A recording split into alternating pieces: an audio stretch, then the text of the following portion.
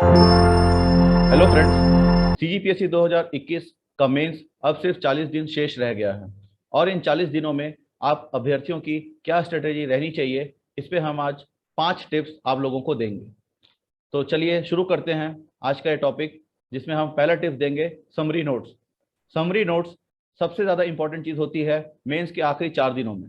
इन summary notes के through ही आप overnight जो रिवीजन रहता है, इतने सारे सब्जेक्ट्स रहते हैं, रात भर में कम से कम आपको 6 से 7 सब्जेक्ट का रिवीजन करना होता है। तो इसके लिए समरी नोट्स की आवश्यकता बहुत ज़्यादा ज़रूरी है।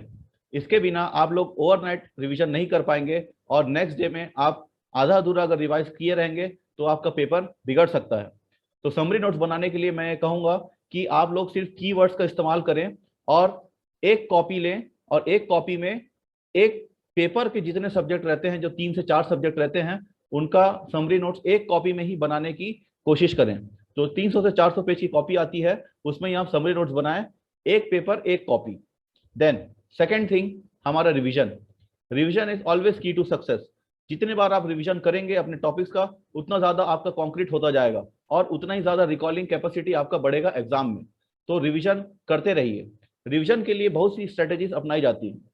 कई लोग पिछले पेपर से, मतलब 7th पेपर से स्टार्ट करके लास्ट में पेपर 1 और पेपर 2 करते हैं, जो कि आखिरी वीक जो रहता है। तो और एक तरीका होता है कि आप लोग रेगुलरली पेपर 1 से पेपर 7 तक के सीरियली आप प्रिपेयर करते रहें।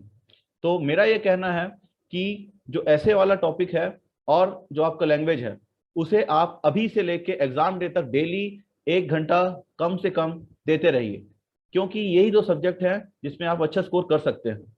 और आप आंसर लिख लिख के देखिए, प्रीवियस ईयर क्वेश्चंस का देखिए, ट्रेंड देखिए, और मैंने जो सारे वीडियोस बनाए हैं कि किन किन टॉपिक से कैसे कैसे क्वेश्चन पूछे जा रहे हैं और कौन से टॉपिक्स इंपॉर्टेंट है, उन्हें देखिए और आपको जरूर पता चलेगा कि आपकी आखिरी समय में प्रिपरेशन की दिशा क्या और कैसी होनी चाहिए।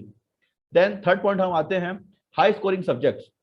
आप हमेशा देखिएगा कि जितने भी टॉपर्स आज तक के रहे हैं, उन्हें सभी सब्जेक्ट में महारत हासिल नहीं होती है। कुछ गिनती के 2 से 3 सब्जेक्ट होते हैं जिनमें वे अच्छा स्कोर करते हैं और उन्हीं अच्छे स्कोर के दम पर वो ज्यादा से ज्यादा स्कोर करते हैं और अच्छा रैंक प्राप्त करके डिप्टी कलेक्टर का पद हासिल करते हैं। तो इस वर्ष भी वैसा ही होगा। और जो हाई स्कोरिंग सब्जेक्ट्स हैं, उनके बारे में मैं आप लोगों को बताता हूं। पेपर 1 जो कि लैंग्वेज का पेपर है और पेपर 2 जो निबंध है, इनमें आप कम नंबर लाने की चूक कर ही नहीं सकते। ज्यादा से ज्यादा नंबर आपको इन दोनों पेपर में खींचना ही खींचना है। आप टारगेट लेके चलिए 140 प्लस, क्योंकि हर साल मेंस में जो स्कोर है, हाईएस्ट स्कोर है, वो बढ़ते ही जा रहे हैं। तो आप कम नंबर पे सेटिस्फाई नहीं हो सकते और आपको आपका लक्ष्य हासिल नहीं होने वाला। तो पेपर 1 और पेपर 2 दो सब्जेक्ट ऐसे हैं जिनमें आपको थोड़ा भी ढिलाई नहीं बरतनी है और ज्यादा से ज्यादा स्कोर करके दिखाना है। देन बाकी के जो 5 जीएस के पेपर हैं, उनमें सब लोगों का मिला जुला परफॉर्मेंस होता है। उन सब में से यदि आप कोई एक ऐसा पेपर ले लीजिए, सिर्फ ऐसा पेपर एक, मैं 2 की भी बात नहीं कहूंगा, आप कोई एक ऐसा पेपर लीजिए उसमें 125 के अराउंड स्कोर करिए और बाकी सब में अगर आप 110-15 भी स्कोर करते हैं बाकी 4 जीएस के पेपर में, देन डेफिनेटली आप टॉप 10 में आप आ रहे हैं। इतना अच्छा आपका स्कोर बनेगा ही बनेगा। तो आप लोगों को ज्यादा मेहनत नहीं करनी है। सब व्यक्ति का अपना अलग अलग प्रोज एंड कॉन्स होता है। कोई किसी में ज्यादा स्कोर कर पाता है, कोई किसी में कम स्कोर कर पाता है। आप अपने आप को जानिए और जो आप पे सुटेबल है, जिसमें आप स्ट्रांग है, उसको और ज्यादा स्ट्रांग करिए। देन आंसर राइटिंग स्किल, जो मेरा 4th टिप है। आंसर राइटिंग स्किल क्या होता है? आंसर राइटिंग स्किल ये होता है कि आपको अपना उत्तर कैसे प्रभावशील दिखाना चाहिए, कैसा प्रभावशाली आपका आंसर दिखे, जिससे जो चेकर है उस पर अच्छा इंप्रेशन पड़े और वो ज्यादा से ज्यादा नंबर आपको हर उत्तर में दे। तो इसके लिए कुछ एक इंपॉर्टेंट टिप्स है कि आप जो बड़े क्वेश्चंस होते हैं उनमें आप आंसर पॉइंट्स में लिखिए। छोटे क्वेश्चंस में आप पैराग्राफ का इस्तेमाल कर सकते हैं और जहां जहां पर करंट अफेयर्स और इकोनॉमिक सर्वे का डेटा आता है, उन डेटा को आप डेफिनेटली पुट करिए। और कभी भी आप अपने जो क्वेश्चन पूछा है उससे डाइवर्ट मत होइए। हर क्वेश्चन को टू द पॉइंट आंसर करिए, क्योंकि इसमें बहुत ज्यादा आपका भूमिका बांधने का और इधर उधर ज्ञान लिखने का कोई स्कोप रहता नहीं। तो आप लोगों को ज्यादा डाइवर्ट भी नहीं होना है। जो टू द पॉइंट आंसर है वो लिखिए।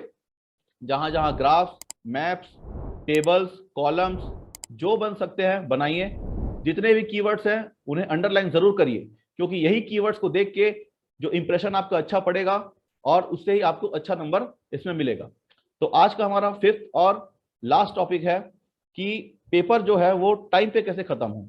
बहुत से अभ्यर्थियों की परेशानी ये रहती है, और नए अभ्यर्थियों के साथ साथ जो बहुत सालों से जो प्रिपेयर कर रहे हैं उनकी भी ये परेशानी रहती है कि कुछ पेपर या सारे पेपर समय पर खत्म नहीं हो पाते। पेपर समय पर खत्म करना अति आवश्यक चीज है, क्योंकि आप जितना ज्यादा स्कोर किए रहेंगे, जितना ज्यादा अटेम्प्ट किए रहेंगे, वही आधा आधा एक एक नंबर भी आपको आगे मेरिट लिस्ट में ऊपर लेके जाएगा। तो देखिए, सबसे पहले जो मेरी स्ट्रेटेजी थी मैं उसे शेयर करूंगा। आप किसी भी एक सेक्शन को उठाइए जो आपको आसान लगता है, और उसके जो छोटे वाले जो क्वेश्चंस हैं, जो 2 नंबर और 4 नंबर के क्वेश्चंस आते हैं, जो 75 मार्क्स के जो सेक्शन है उसमें मैं बोल रहा हूँ, जो पार्ट 1 है पार्ट 3 होता है, और उन छोटे क्वेश्चंस को आप फटाफट लिखने की कोशिश करिए। 2 नंबर वाले क्वेश्चंस 8 आते हैं, उन्हें 15 मिनट में खत्म करना है, और 4 नंबर वाले क्वेश्चंस 5 आते हैं, उन्हें आपको 15 मिनट में खत्म करना है। तो आधे घंटे में ये 36 मार्क्स के क्वेश्चन आपके खत्म हो जाते हैं। तो आपके पास एक जो साइकोलॉजिकल प्रेशर वाली जो बात आती है वो खत्म हो जाती है। अब बचे आपके पास में सिर्फ 4 क्वेश्चन है, जो कि बड़े क्वेश्चन है, और उसके लिए आपके पास आधा घंटा है। तो आप उसे 30 से 35 मिनट में भी अगर आप खत्म करते हैं तो इजी गोइंग वो खत्म हो जाता है, आपका ज्यादा टाइम नहीं खर्च होगा।